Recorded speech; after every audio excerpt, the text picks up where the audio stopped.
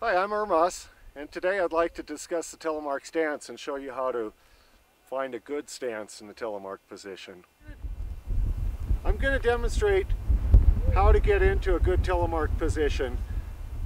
I suggest you find a flat place to stand, and then to start with the telemark position, you start by collapsing the ankles, collapsing the knees a bit, getting shorter, and then your feet spread. One goes slightly forward and the other one goes back.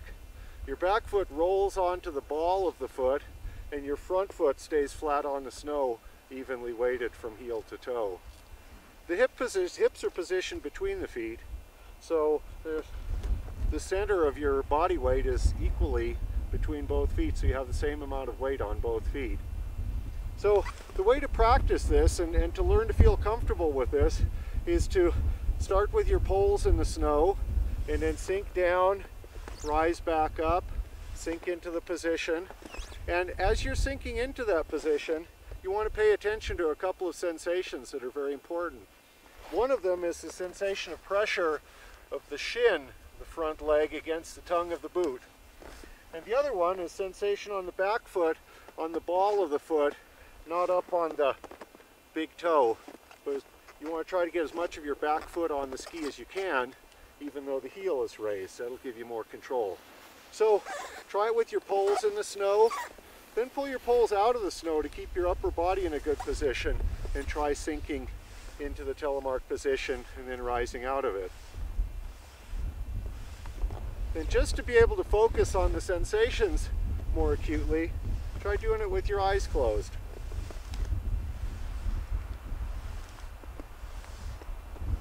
That'll help you to feel the sensations that I mentioned.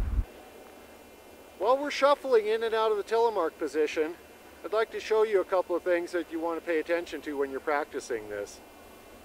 There are a few different ways, well, there are three different ways actually, that you can go from one telemark position to the other.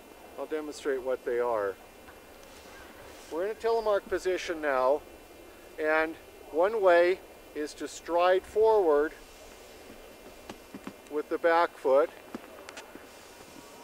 The other way is to pull back with the front foot, and the third way is to shuffle both feet evenly. And it's this third way that I think is most functional for telemark skiing. And this is what you should spend most of your time practicing. So now we're shuffling back and forth with our feet, and we want to make sure we have weight on both feet. And it really helps if you flex your ankles while you're doing this. Start from a low stance. You don't want to have your legs be too tall and straight while you're doing this. So practice it on the flats, standing still. Practice it sliding down a gradual slope. And then when we get back together again, we'll practice it on a traverse. And we'll show you how this works in the J-turn, telemark uphill Christie. And pretty soon we'll be making telemark turns and having a blast out on the mountain.